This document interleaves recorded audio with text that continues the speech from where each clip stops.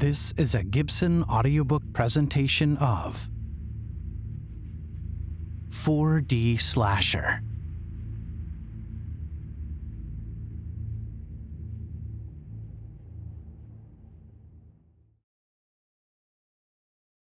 Henrietta is driving on I-35 northbound. She thought she could beat the traffic by leaving 15 minutes early, attempting to skip much of rush hour. However, she didn't account for the daily accidents affecting the latter part of the afternoon. They usually have everything squared away by now, She thinks, trying to peek over the hill past the long line of cars. She's growing tired after having sat in her seat for 35 minutes already. And with traffic congested the way it is, it'll be another 25 at least. She takes her phone, which had been resting on the console, and dials her place of work. Hello. Her co-manager answers. Hey, Olivia. Sorry to say this, but I'm running late. They got 35 backed up. Where are you at? Henrietta gets a good view of the restaurants to her right. You know that Beg for Eggs place? The one sitting next to the truck stop? Oh, yeah. You ain't past that yet? I know, right? Probably a vehicle that flipped. I'll call you back if it doesn't let up. What time do you think you'll make it in? I gotta head out soon. Henrietta looks at her digital clock on the car monitor, which reads 3:36 p.m. 4:15? I'll keep an eye out. Thanks. Again, I'm sorry. I'll start ingesting the content. Got it. See you soon. Henrietta presses end call on her dashboard. Patience. She tells herself. Mama said there'll be days like this. There'll be days like this, Mama said. She sings under her breath. She starts to think positively to ease her anxiety. At least it's September. Late September. Shit, if it were July, or even August still, it'd already be almost 100 degrees. Some way, somehow, the line moves an inch. Henrietta believes deep down this must be a reward from the universe for her shift in thoughts. And suddenly, like falling dominoes, the red lights in front begin to turn off pair by pair. Henrietta looks over and notices speed picking up. She can finally start in at 5 miles an hour, as opposed to the stop-and-go bullshit she's been doing the last 15 minutes. Screech! As soon as Henrietta presses on the gas pedal, she must come to a big halting stop, and in the process, almost rear-ends a Jeep Grand Cherokee. All at once, its lights start to flash. She sees the driver begin to freak out, his flailing arms making a theatrical display through the back window. But the car's lights calm, and from there the vehicle produces a hump to start itself. Unfortunately, it dies with its lights flashing again. Shit! Henrietta takes a moment before getting out of her vehicle. A handful of cars honk, but she ignores them as she makes her way over to the driver's side of the Jeep. The driver already has his window rolled down. Let me help you. Henrietta says to the driver. What do you think happened? The man, who is similar in age, either 25 or 26 years old, can't stop rubbing his head. Probably because his sweat won't quit dripping profusely. I don't know. I had my foot on the brake, and when the car started moving, I took my foot off, and that's when all these lights started to flash. Honk! Henrietta gives a look of terrible scorn at the car which produced that noise, and then rudely flags the vehicle to move into the other lane. Please don't do that. The man pleads while popping his hood. You're going to get us shot. Put it in neutral first. We'll move it to the side and out of people's way. Unless we can start it, it can't be put in neutral. Another honk. While Henrietta is becoming visibly angry, the guy is developing neurosis. He keeps moving his fingers like he's playing a piano. He races out of his vehicle, and Henrietta follows him to the hood, where he inspects each part rapidly. Do you know what you're looking for? Why wouldn't I? For starters, you're not looking underneath. Henrietta lifts her hand, which was gripping the transmission cap. And be careful where you put your hands. I've never done anything like this. I got it a couple months back. Henrietta gives him a reassuring look before walking back to the driver door. These kinds should have an orange stick. That'll put it in neutral. She takes a seat and then opens the console where an orange stick happens to be. She motions the guy to come over, and he does. See? Pull it up and it'll stay. The Jeep does what it needs to do, which allows them both to move it over to the side. I can't tell what's wrong. Henrietta states after skimming the hood. Your tires are fine. Exhaust pipe seems to be working all right. Go ahead and try to start it. The guy puts his foot on the brake and presses the ignition button. And like magic, the Jeep starts up like normal. Only exception is that the transmission light turns on. What did you do? Nothing. What happens sometimes is the technology doesn't read properly. It just needs some time to rest. My friend's got the same model. Different year, though. What about that? The guy points to the transmission light. It'll probably go away, but I'd still take it in. I can always be wrong. Thank you. I didn't do anything. Do you have a social? Several, but I don't use them all that much. Here. The guy yanks a phone out of his pocket and pulls up a profile of his. I'm Lionel Dragon 2000. Okay, I'm Henrietta Market. I'll look you up. Already added you. So you're Henrietta? Yeah. Lionel? Yep.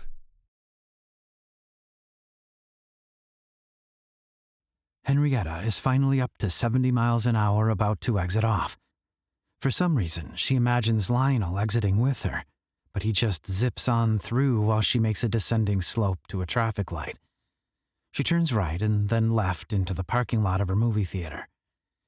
Usually, she'd assess how many cars were there to gauge whether it's going to be a slow or busy day. This time, instead, she focuses more on her black earrings that are hooked into both her earlobes, each one shaped like a tarantula fang. What did he think of these? She couldn't help but wonder.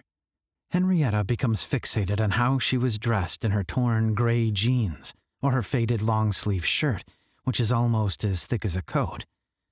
Looking down at her shoulder, she instantly becomes aware of her undershirt, and she blushes with embarrassment.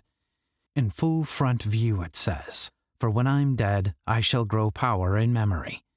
October Crow is the font used, and blood red is the color showing against the black of her shirt. She never understood how cringy it sounded until this very moment when she repeats it in her head and simulates Lionel looking directly at her. Henrietta thinks in contrast how her apparel is to Lionel's. How Lionel's is a much different statement. Lionel looked cookie-cutter and organized. He had solid blue jeans, absent of any tears or marks, with a glossy belt wrapped around his waist. That belt secured the bottom half of the polo he donned on. Henrietta shakes her head to rid of such thoughts. She then gathers her bag before making a sprint over to the side doors.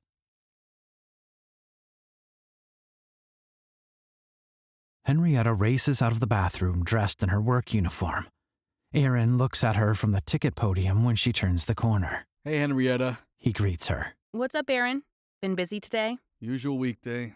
Slower than molasses.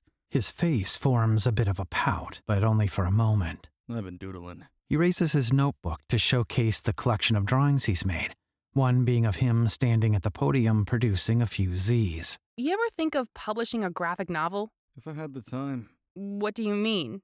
You got nothing but time. She titters as she disappears into another room. In there, she types up her ID number to stamp her time. Meanwhile, Olivia over in the management office is working on assembling an inventory packet. She's already gathered her things such as her lunchbox, which is sitting beside her. As soon as that door opens, she drops that stack and grasps everything in one swoop. So sorry. You're fine. I've started on your packet. You gotta print the actual and theoretical report as well as the liquor count. Contents already ingested? It should be finished within the hour. I've already allocated everything. I'll see you next time. When do you work? Before Henrietta finishes, a trail of smoke is left behind from Olivia's instant dash. Next.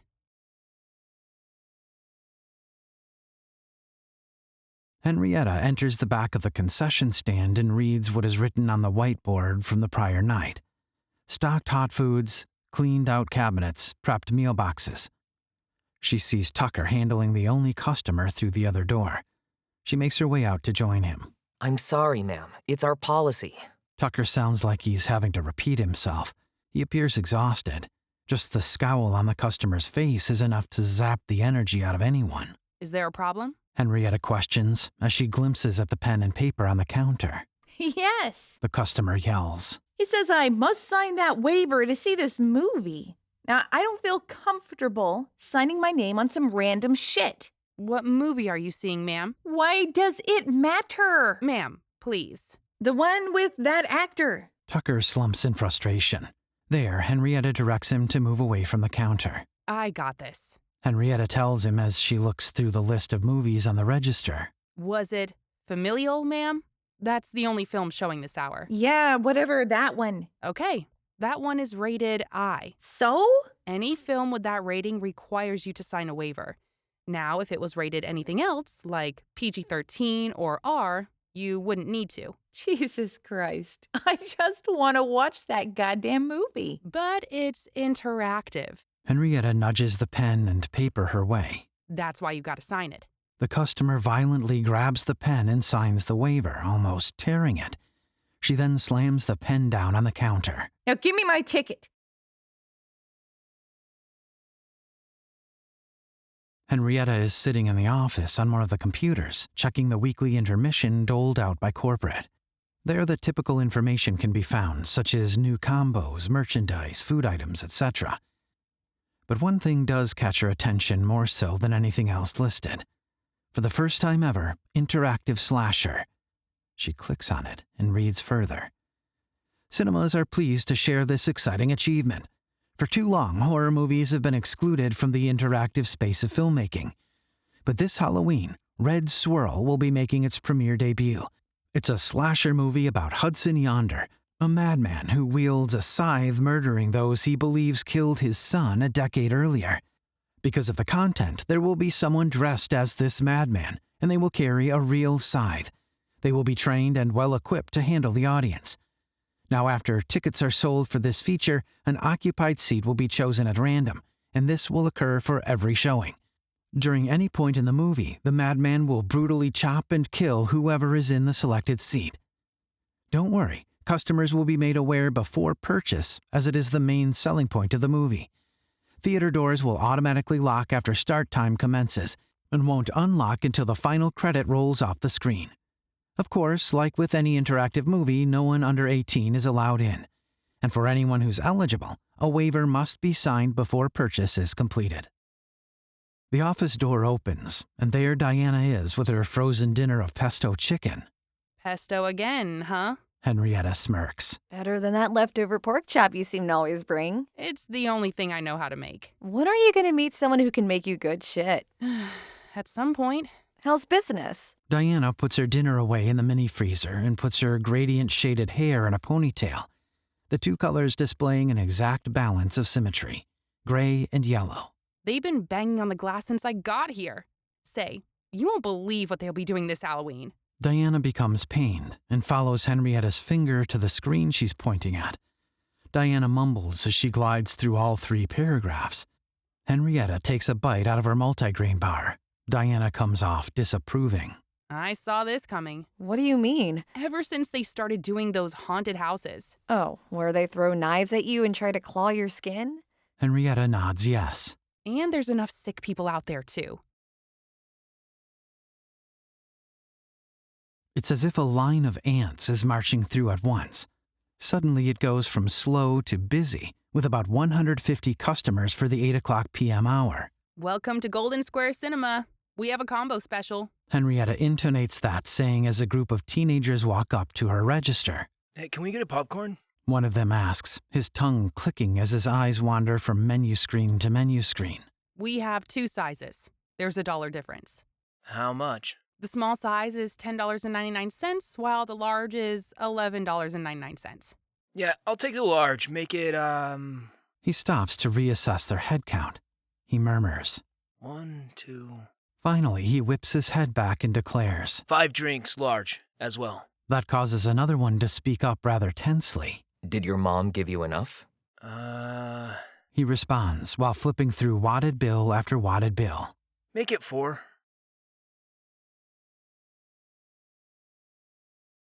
Our per-unit transaction went up to 9.1. Henrietta's boss, Porsche, is scanning the numbers on the computer in the back of concessions. The number 1 combo is our top seller. She reveals, with a big grin forming ear to ear. She looks at Henrietta. We need to keep motivating our team before every shift, day and night. Yes, ma'am. Henrietta responds while looking over Porsche's shoulder. She peeks at numbers for 9 o'clock p.m. Oh, that was about it. You can go eat if you need to. Thank you. I won't be long. Henrietta opens her phone to a social media page as she walks back to the office. But it's not a random page. She twists the knob to the office door at the same time she pushes follow back on Lionel Dragon 2000. It's as if she switches to autopilot, because any conscious effort is spent scrolling through photo after photo. Once Henrietta sits down with the reheated pork chop she brought, that slab of meat having been forced into an oblong shape from the container it was jammed into, she drizzles it with steak sauce to restore some flavor that had been lost. The veins in her wrist have an impermanent eruption, a slight burn as she struggles to cut so much as one piece. After fighting the damn thing for about a minute, she calls upon barbaric and primordial practices and just gnaws at it, the steak sauce bleeding onto her lips and down her chin.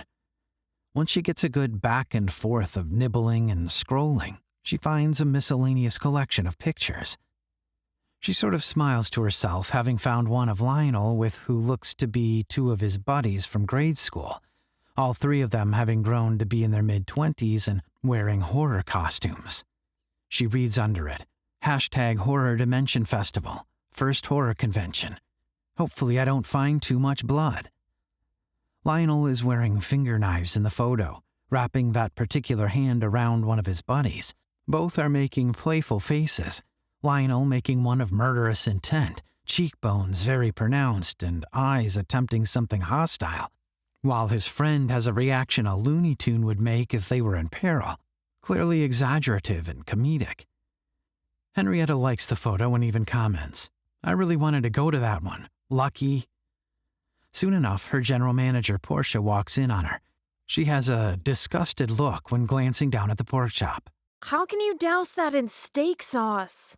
Acquired taste, I guess. Hey, since you're only a mid-shift, I'm gonna cut you an hour early. Numbers are dropping off now. Yes, ma'am. Henrietta quickly follows, putting away her headset and name badge. The time is 10:17 p.m. when Henrietta walks up the steps to the front door of their trailer home. Opening it from the other side is her friend from grade school and also roommate, Garret. He had noticed her shadow through the window shades as the porch light outside helped with casting it. How was work? Garret closes the door behind her after adjusting his flannel coat. Another day, another dollar. She recites. She passes the tiny living room recliners, which are just 5 feet away from the washer and dryer, and stops before the fridge to retrieve a Smirnoff Ice. She begins drinking it when she sits down at the kitchen table, just 2 feet across from those recliners. Tommy will be over tomorrow night. Garret starts, having grabbed a Bud Light and sitting in one of the recliners. Is he the one you... Went out to the lake house with? Yeah. I love his energy. Henrietta rolls her eyes endearingly. Garret digs roughly 1.5 inches into his beard to scratch the base of his chin. He then circles up to the bottom of his nose to do the same, digging into a bushy stash. Garret downs a little bit while Henrietta massages her head and groans. She continues with, I need to check if that position is still open at that auto place. The theater becoming too much? It's rinse and repeat. Groundhog Day. They simultaneously take a swig. I'm ready for a change. How long before you jump ship again? I've been with this company for a good couple years. Henrietta strips off her coat. You cold? She remarks, taking ganders at Garret now and again, who's compressing his coat into a tight fit around his husky size of 245 pounds. Little bit. He replies with a fidgeting leg. His pajama pants, that of a green backdrop with red and white moose plastered from waist to toe, are flapping where his shins are. I had a hell of a time in traffic today, heading to work. This guy in front had a car that malfunctioned. I got it fixed. They again take simultaneous swigs. Garret, it just may be a break in the monotony. Bzzz. Henrietta feels a vibration in the right pocket and pulls out her phone to find a reply from Lionel. Under her comment, I really wanted to go to that one, lucky, Lionel posted, always looking for more events. Henrietta pauses. Her look of pontification triggers a coarse response from Garret. Who you got on speed dial this time? that guy's car I fixed. Garret nods awkwardly, as that wasn't the reaction he was expecting. And? He was nice. We exchanged socials. While talking to Garret, Henrietta types up, "Would you consider breakfast an event?"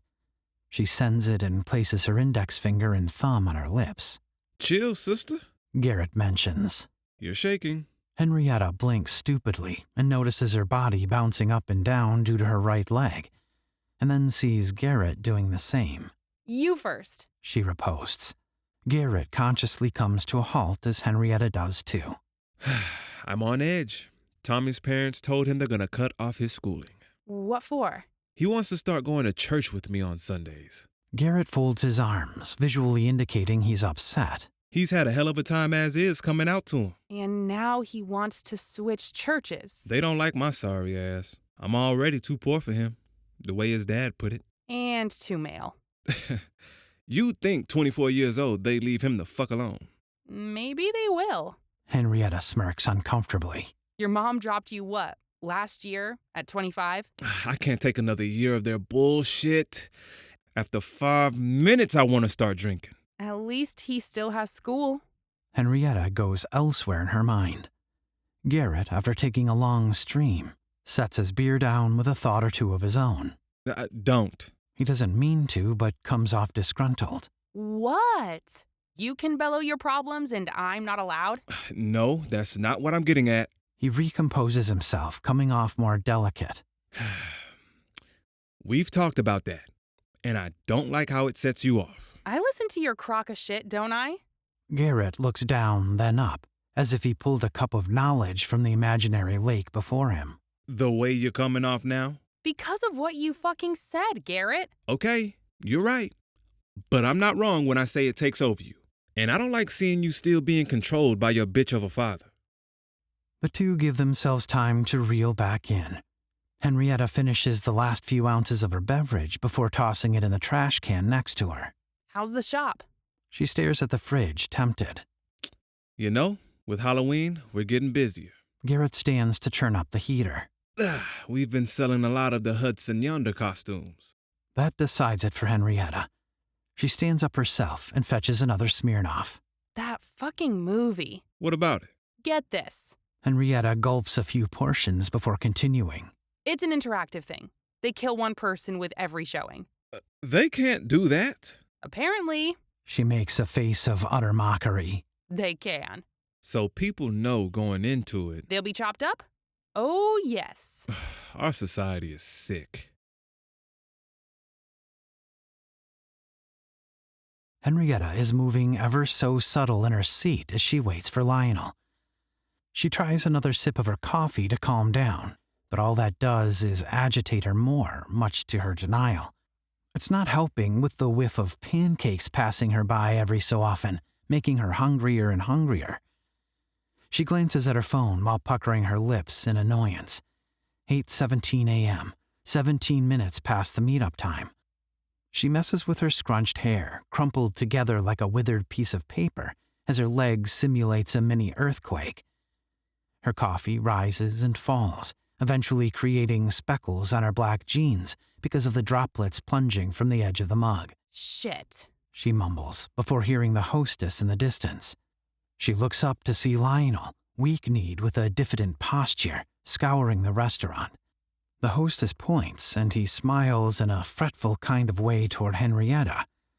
The guy walks over as if he's a damaged puppy, like if someone had maimed him from the left leg down. He drags it.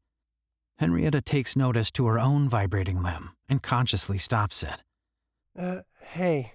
Lionel stops before his seat and stands there for a good few seconds, his upper part creased from a poor job of tucking in his Snoopy shirt. Hello? She attempts to wipe any judgment showing on her face. You gonna sit? Yeah, sorry. He sits across from her as their waiter comes around. What you drinking, bud? The waiter asks, hands placed on his 50-year-old hips, his beard producing follicles of cinnamon-colored sprinkles, every now and then falling on his work uniform. His poking belly catches the strands. Orange juice, please. You got it. The waiter pats him on the shoulder when making his path toward the kitchen. navigating traffic of staff and customers. Busy morning, huh? Everything all good? You're a little late. Henrietta nods at Snoopy, who's badly wrinkled in the face. Oh, slept in. Was running late. Sorry. You're fine.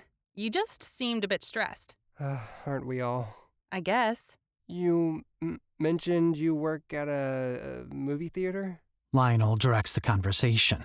Wonder what it's like. Glamorous. Maybe I can work for you guys. Actually trying to find something else. Looking into something auto maintenance. She eyes her mug with a look of scrutinize as it's left completely hollow. You don't like it? Burnt out. Done it for a good couple years. Their waiter comes back around again, setting a glass of orange juice on the table and filling up that coffee mug.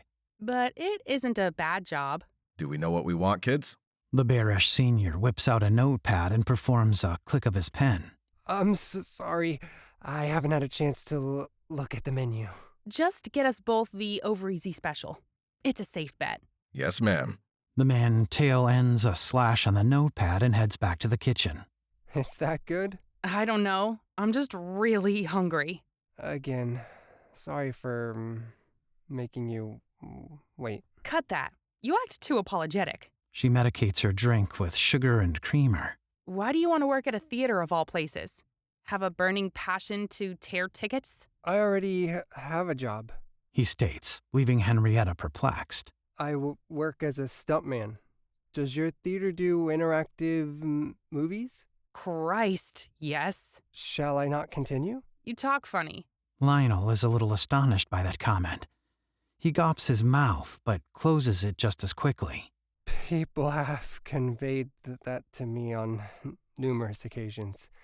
It's like a nervous twitch. No! Henrietta realizes just then how rude that sounds. I don't mean you're stuttering. You're very well spoken. You just use jargon above my pay grade. That's what I mean. That too. For the first time, Lionel creates this big smile and puts it on full display. Anyway, you were saying about the whole interactive thing? Yes. He acts as if someone pressed the play button on a remote control. There's this movie coming out, Red Swirl. I'll be acting as a serial killer. Excuse me. You were contracted to... fulfill the duties of the job. You know what you're doing, right?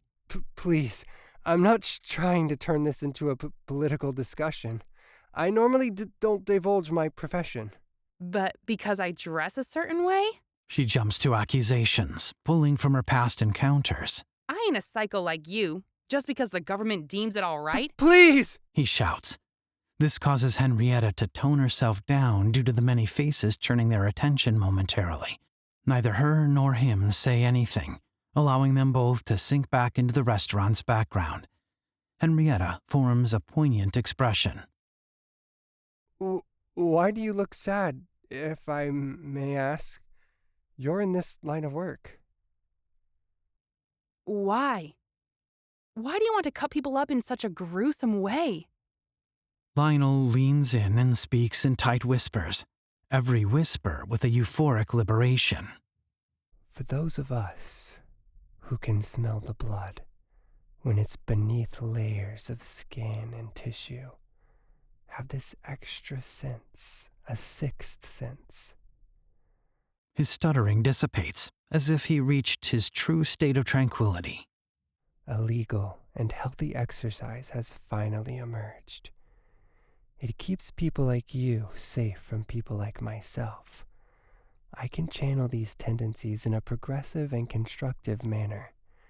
It gives me a chance to use my talents to provide entertainment for voluntary participants who wish to partake in a form of roulette.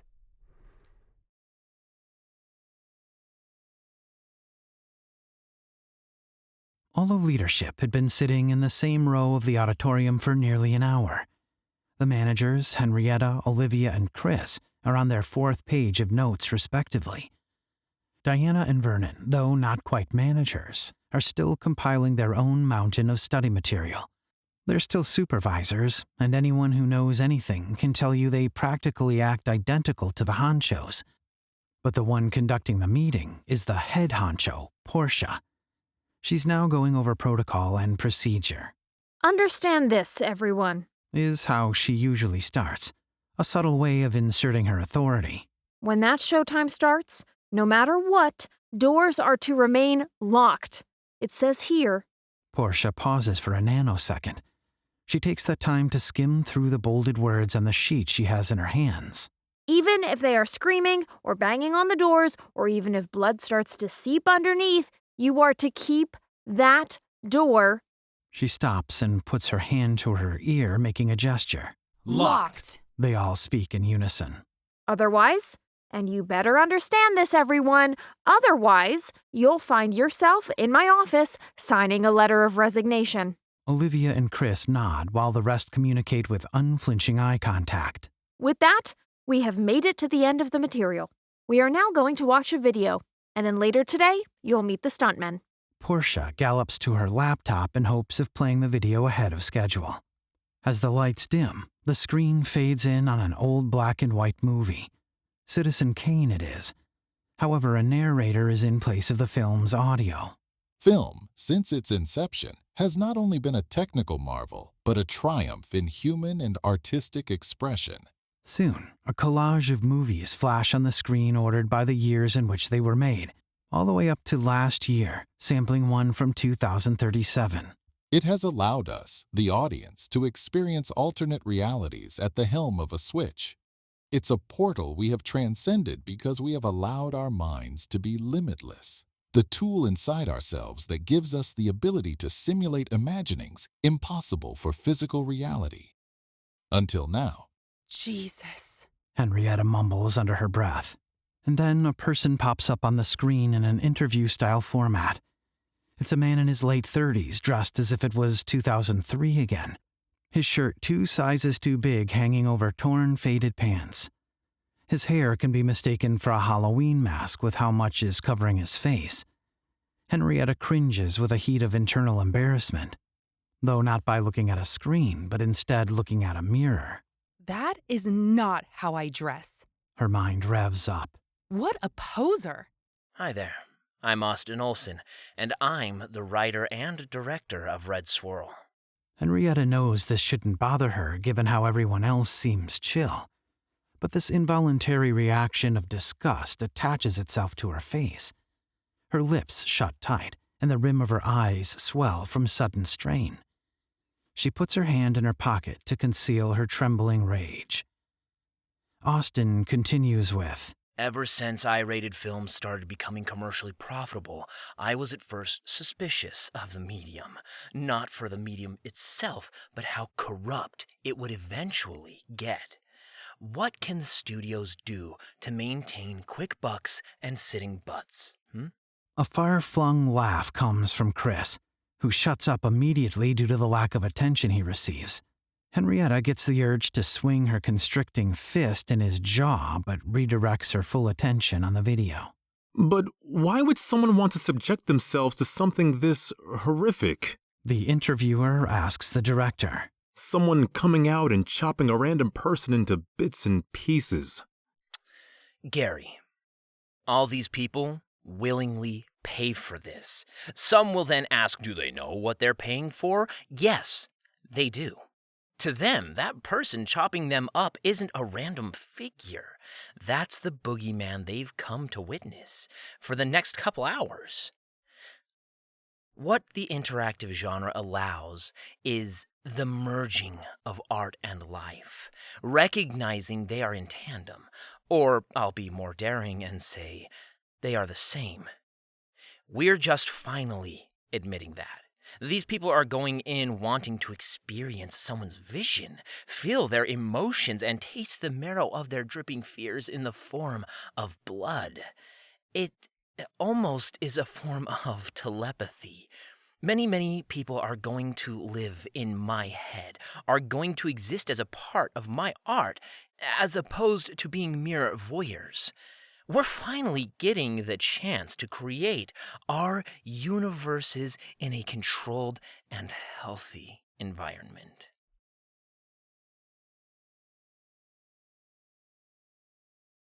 A few hours have gone by since that meeting. Henrietta and Diana are finishing up an inventory packet by sifting through line checks and reconciled invoices. I can't find the invoice from October 14th. Henrietta raises her volume over the swooshing paper stacks. That was Thursday, right? Yeah. Have it right here. Henrietta pauses before asking, What are we doing here? There's an emotional break in her voice as she's handed the invoice from Diana. That meeting didn't sit well with you, either. Fuck no. Have you heard back from that auto place? No. That makes no fucking sense. You're qualified.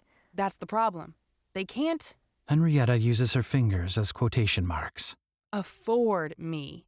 There are other places. What about that salon you were wanting to apply at?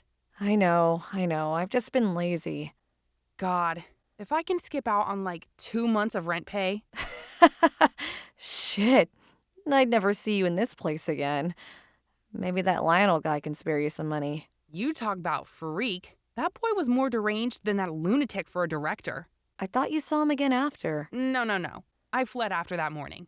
It's about to be a month since you saw him. What about it? They say psychos who are rejected on the first date use the 1-month anniversary as retribution. Diana applies a guttural filter to her voice and hunches her shoulders in a jesting fashion. They call it the yellow pill. Man-children and murderers are what they are. The ones who believe in that crap. Jangling keys are heard beyond the door. Soon the handle moves, and there Vernin is peering his head through. His freckles, spread about like pollen during the first week of spring, offset the color of his glasses, brown dots and pink frames. They're here, the stuntmen. Vernin is roused. He eventually galvanizes Diana to race out of the office when he mouths, "Chiseled abs." You better have picked yours out already. Please. Me and her are into 2 different types of men. Vernin remarks before hurrying back out. Henrietta follows suit, but collected and indifferent to the whole matter. She passes one auditorium entrance after another, like how a mouse does in a maze, turning here and zipping there. She finds Diana and Vernin when she reaches a corner of the hallway, and they're not alone when gazing and ogling at the new models in town. These models, all 5 of them, are standing amidst a surrounding circle of magnetized associates. It's starting to resemble a moat with a pool of drool forming in between the admirers and main attractions. Henrietta attempts to peek through the ever-shifting gaps of the crowd to see what these stuntmen look like, so she can better understand what's warranting such a reaction, to make sense of all this commotion. She catches a look at one over to the far left. Typical muscles. Shirt tight for obvious reasons. She thinks to herself. She continues walking toward them and snatches a better sight. This is a gentleman 2 spots over from the left. Nice goatee. Compliments his buzz cut. Muscles are evenly toned. Sweet smile. And the next guy she sees, they both catch each other's eyes in unison. Fuck no. Shit. Lionel? It is. Clear as day, in the flesh. Lionel shakes Henrietta's hand professionally. How are you doing? He asks with a wicked glint in his eyes, blinding Henrietta with nightmarish visions. She momentarily imagines Lionel cutting open the surface of her skin and cleaving every one of her intestines and arteries with the theater-branded scythe. She then flashes to him mincing her sliced human remains on a meat grinder. The machine's revolving blades toss and splash red fluid, marinating the shrinking clumps of meat with salt, pepper, and seasoned blood. Around Henrietta, the crowd starts to dissipate. The hypnotic, fluorescent nightmare ceases, and she finally catches her breath. Her hand is rocking up and down, still shaking Lionel's. Only 8 more days until the premiere. Henrietta doesn't utter a word until she forces a croaky noise to instrument from within, doing so just to say something. I guess so. She brazenly pulls her hand from his, having fulfilled the obligation of her job in introducing herself. It was him! Henrietta yells as she downs a gulp of Smirnoff Ice. Garret sits closer to the fire with a response of shock glued to his entire person, not just his face. His body can't move. I keep thinking. Henrietta rubs the edge of the Smirnoff against her head, applying cold relief to her fast-approaching, swelling headache. He's gonna emerge from those woods. She points to the trees and the absolute blackness in between. And chop me up. He was already obsessing over the mask we gave him today. He sat in the break room with it on, reciting horrific lines and treating the broom as if it was his weapon. When are you gonna quit, Henrietta? You cannot support an establishment that condones murder, even if society deems it. He stops and nods his head in shame. I'll quit when I hear something. Henrietta isn't too pleased with her answer, and it shows through the tensing ligaments in her neck. I've been applying, Garret. Believe me. Either I'm rejected or it's too little pay. The crackling sounds of the fire are enough to drown out the first 2 or 3 of Henrietta's sniffles, but not the sobbing once it revs up to the volume of a baby's cry.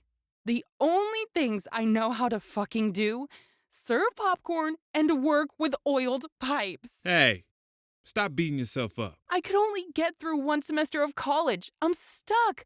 I'm fucking stuck in this system. Your dad's the one who cut those finances. You had to quit. It's not like you flunked out. Henrietta stands and walks over to the radio connected to their trailer home. She plays some tunes on low volume. I'm gonna grab me another drink. Bud Light for you? No, not when we mention your dad. You mentioned him. Fuck off. She slams the front door on the way in.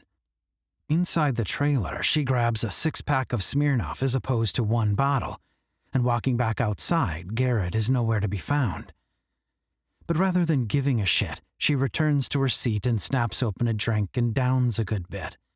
Garret comes about from the darkness with more firewood and lets it fall to his feet once he gets close enough to the fire. I'm sorry. I overstepped my place. I'm sorry, too. Will you help me? With what? You work at that costume shop. Until Thanksgiving. Then it's off to another job hunt. Have you ever considered finding something permanent? Maybe we can get something together. We're 2 different people, Henrietta. We're great friends. But don't work well together. She rolls her eyes in disappointment, and more so peeved with herself than Garret, as if tallying another mark on the things Henrietta screws up chalkboard.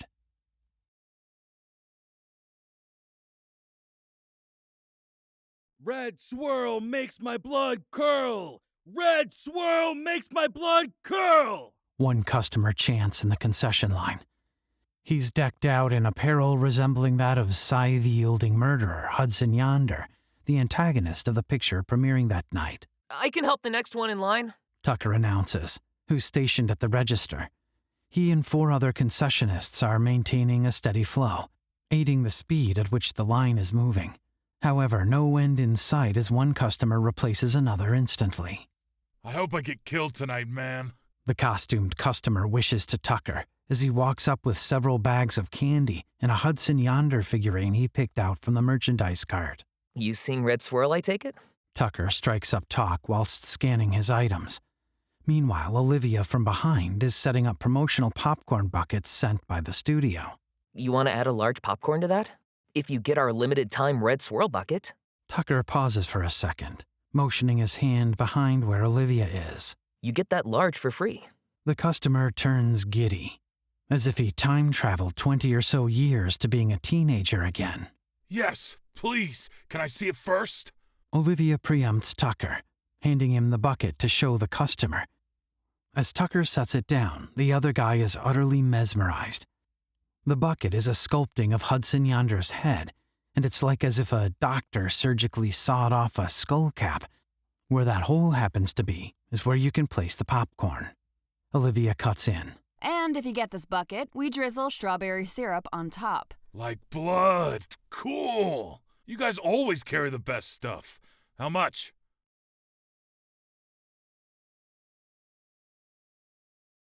Henrietta is walking throughout the halls, checking in on the ushers, and if they need additional assistance.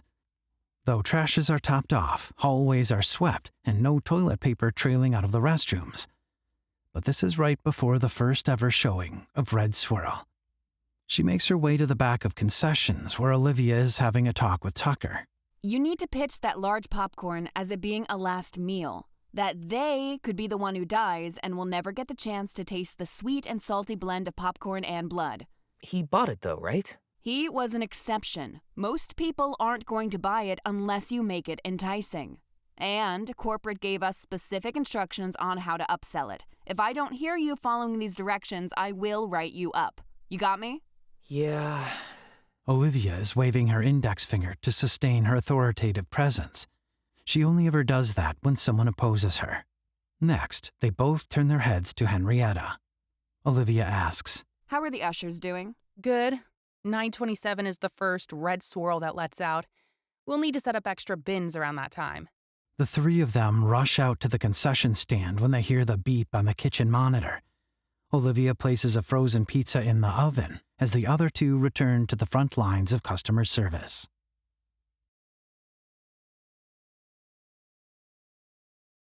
Bolted shut. 7:00 p.m. on the dot. Henrietta feels responsible when she witnesses two of the stuntmen end the life of one human being just by rotating a latch and temporarily drilling screws into what is the barrier between life and death. Her mind doesn't stop, distracting her from the water she's pouring herself over at one of the fountain machines. Somebody's family. Somebody's friend. And it's as if someone from behind is hearing her thoughts. A sharp bellow scratches Henrietta's ears. Then, racing past her, a mother in her 40s dashes over to the stuntmen. Please, let her out. She's too young. Her rage transforms into blubbering. The two hold her back and force her to her knees. She struggles, clawing at one of their cheeks. You can't do this! And that's when one of them spots Henrietta and motions her over to handle the situation. The first of many. She can't help but think. If she wasn't horrified already, pure terror comes over her in short, quick quivers of her limbs. Eventually, her managerial walk, designed to show confidence, turns into a wobbly seesaw. Her ankle shakes and shakes and shakes. The mother notices Henrietta, and ironically, murder crosses her maternal mind. Henrietta knows the look even if she hasn't seen it before. You just know it when someone's face is defined by the acute jawline showing from their taut skin. Fear, stress, and anger are the controlling factors of that, and the sum of all those factors is murder. There's no doubt about it. Henrietta thinks for a moment, just to sprint down the hall to the exit doors and yell bon voyage. But then, Washington and Lincoln won't visit her checking account if she does that. What's going on? Henrietta asks, trying her damnedest to keep her composure. You locked my daughter in a slaughterhouse. Ma'am, how old is she? None of your fucking business. Let her out. We check the waivers and IDs before every showing. She hates it, but Henrietta flips on her managerial engine from within. Utterly no emotions.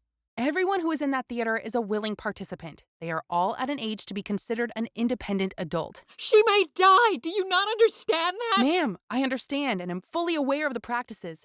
There is nothing that hasn't been advertised. I will have to ask you to leave. I want to see the waivers. Could you prove? Ma'am. And she left her ID at home. You didn't prove she was old enough. If you want to file a complaint about inaccurate paperwork, you may do so on our website. I'll then send it over to our corporate offices for review. I don't trust you bastards. I want to see them. I cannot release them to you. Fuck you. I want to talk to someone sane. Henrietta radios for security. We need someone kicked off the premises. She then concludes her talk with the mother. You are not a party of concern or relevance. The mother shapes a fist with her hand, knuckles shiny as steel, and fixes to lunge upward at Henrietta before security yanks her back in a tight hold and carries her out along with her shrilling and weeping cries. My baby, Tanya, no. I need to see my baby. Her hands are grasping air in a last-ditch effort to do something, even if it's completely pointless. And just like that, she's gone. Henrietta, though, can still hear her.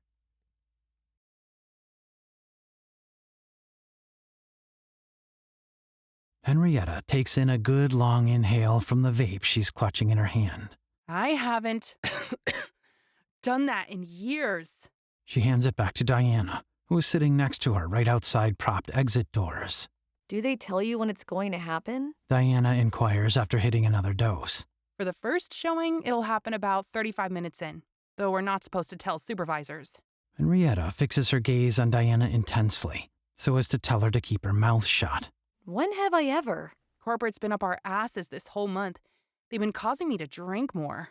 Henrietta looks down at her phone. And speaking of which, it's almost time. A melodic flow of cracking bones, mainly around the thigh and spinal areas, causes Diana to wince. A bag of popcorn in a microwave doesn't pop as much as Henrietta. Give yourself 5 more years, Henrietta remarks, after catching her reaction. And from there, she glides through the halls and up the stairs into the booth. 2 of the stuntmen are dressing Lionel. Henrietta, hey, he gleefully announces, his voice soon muffled by the smothering wetness of latex. His eyes conjure up a pond of tears on the edge of his lids, as the hot air pockets can only escape through those openings. She doesn't say a word for a few seconds. She feels if she does, there would be some level of condoning for his twisted, murderous fetish. In place, she gives him a slight scowl before continuing forward and talking professionally. When you go in there, you must wait for the red light next to the projector to turn green. Then you can jump from the screen. What's my seat number? Lionel staggers after repeatedly jumping, like he's about to piss his pants. Out of her shirt pocket is a booklet. The first line of the first page has the seat number written, which had been chosen at random by a computer software approximately 5 minutes after the showtime. H9, she says with some finality, as if this is the moment she becomes an accomplice for murder.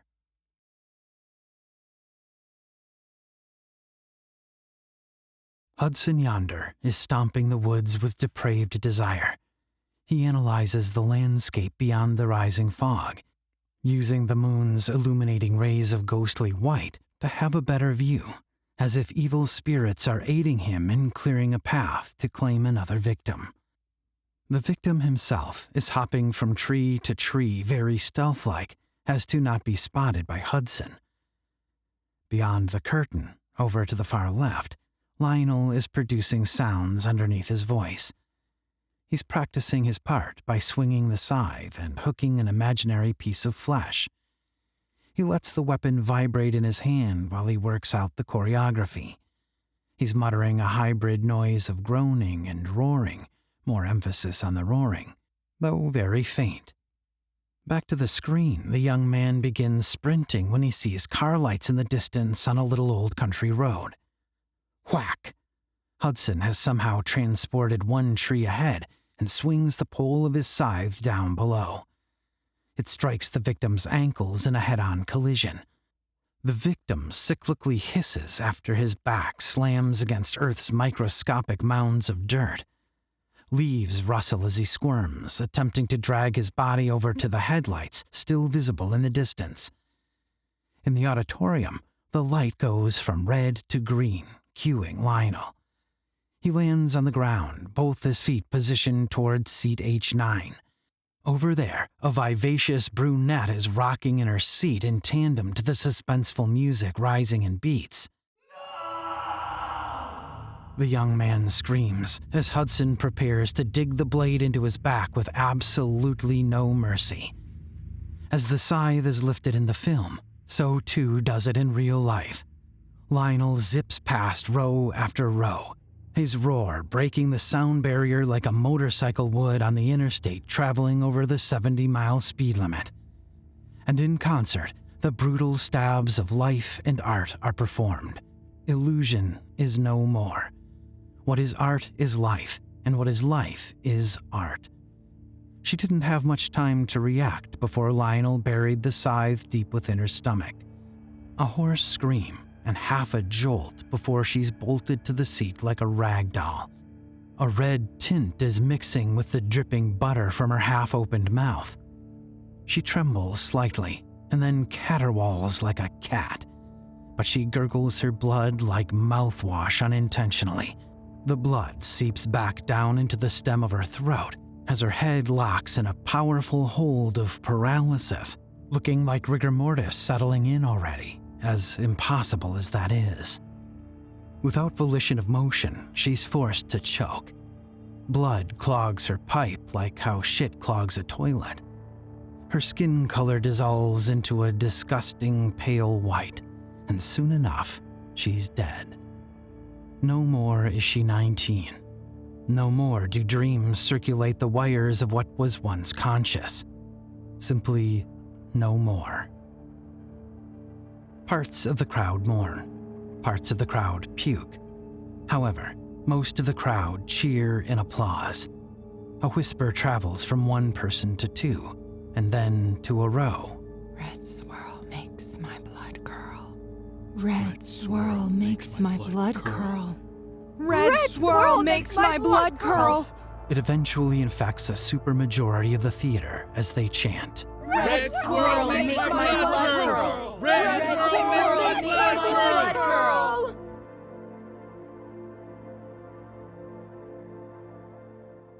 A rag goes down on the floor, and a pile of blood soaks into the fiber. While the ushers are wiping up fluid remains, Henrietta is signing off on some paperwork. Afterward, 2 paramedics lift the corpse of the young lady and zip her up in a body bag. How many more showings you got in this auditorium? One paramedic asks. Just one. Henrietta places her hand over her face to avoid looking once more at the body. Well, we'll be on standby. Though I gotta head out at 10:30, but Ollie knows what he's doing. She points to her partner, who's waving from behind. And you'll have 3 of us for the entire night shift tomorrow.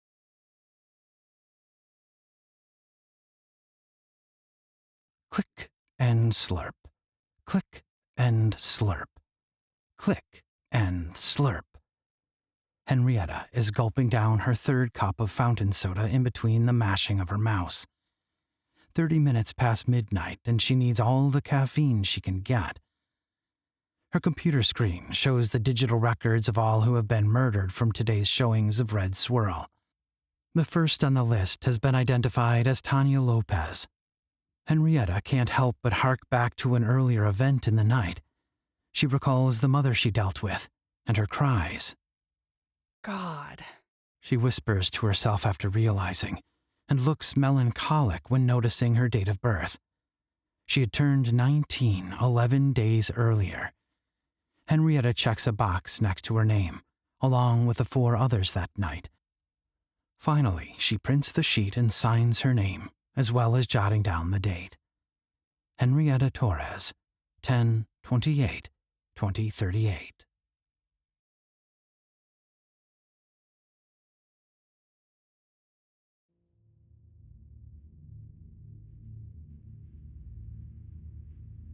This has been a Gibson audiobook presentation of 4D Slasher, written and edited by Greyson Gibson. Brad Grochowski as the narrator, Brianna Vox as Henrietta, Anthony Rodriguez as Lionel, Jessica Jacobs as Olivia, Trina Deuhart as Diana, Tina Marie Serra as Porsche, Erion Moore as Garret, Alex Mitz as Tucker, Damon J Williams as the video announcer, Talen Winchester as Austin Olson, Brandon Alor as the interviewer, Simone Maddox as the mother, Hope March as Customer 1, Talen Winchester as Customer 2, Seth Autumn as Customer 3, Nick Atlas as the waiter, Nasim Benelkour as Erin, Nick Atlas as Vernin, Amy Dubose as the paramedic. Additional voices supplied by Nasim Benelkour and Alex Mitz. Music supplied by bensound.com. Copyright 2025, Greyson Gibson. Production copyright, Greyson Gibson.